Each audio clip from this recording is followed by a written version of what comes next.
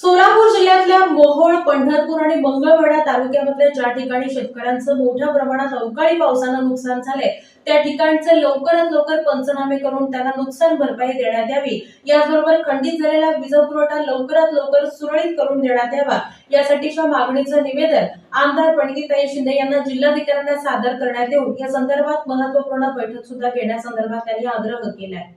सोलापूर जिल्ह्यातील मोहोळ तालुक्यामधील पापरी, कोन्हेरी, खंडाळी, मंगळवेढा तालुक्यामधील हुन्नूर, मानेवाडी, पंढरपूर तालुक्यातील विविध गावांमध्ये तसेच मोहोळ, पंढरपूर, मंगळवेढा तालुक्यातील इतर गावांमध्ये 20 मे 2024 नंतर वेळोवेळी झालेले वादळी वारे, अवकाळी पावसामुळे केळी, लिंबू, आंबा यासह अनेक फळबागांचं नुकसान झालंय। सोबतच अनेक शेतकऱ्यांच्या राहत्या घरावरील पत्रे उडून जाऊन मोठं नुकसान झालंय। काही ठिकाणी शेतकऱ्यांनी काबाड कष्ट करून सांभाळलेली दुभती जनावरं दगावली आहेत। या तालुक्यात गावांमध्ये वाड्या वस्त्यांमध्ये विद्युत पोल पडल्यानं विद्युत पुरवठा बंद झालाय। या ठिकाणी तात्काळ विद्युत पोल उभारून विद्युत पुरवठा सुरू करण्याची आवश्यकता आहे। पापरी या ठिकाणी वीज पडून छाया बळीराम कासार या महिलेचा आणि त्यांच्या घरातील गायीचाही मृत्यू झालाय।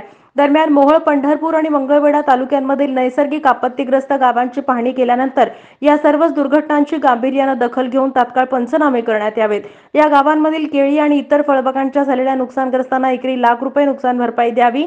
तसेच ज्या घरांचं वादळी वाऱ्यानं नुकसान झालंय त्यांना 100% नुकसान भरपाई द्यावी। याकरिता सोलापूर जिल्ह्यातील मोहोळ, पंढरपूर, मंगळवेढा तालुक्यातील अवकाळी पावसानं झालेल्या नुकसानीचे तात्काळ पंचनामे करून त्यांना तातडीनं शासकीय मदत मिळण्यासाठी संबंधितांना आदेश व्हावेत।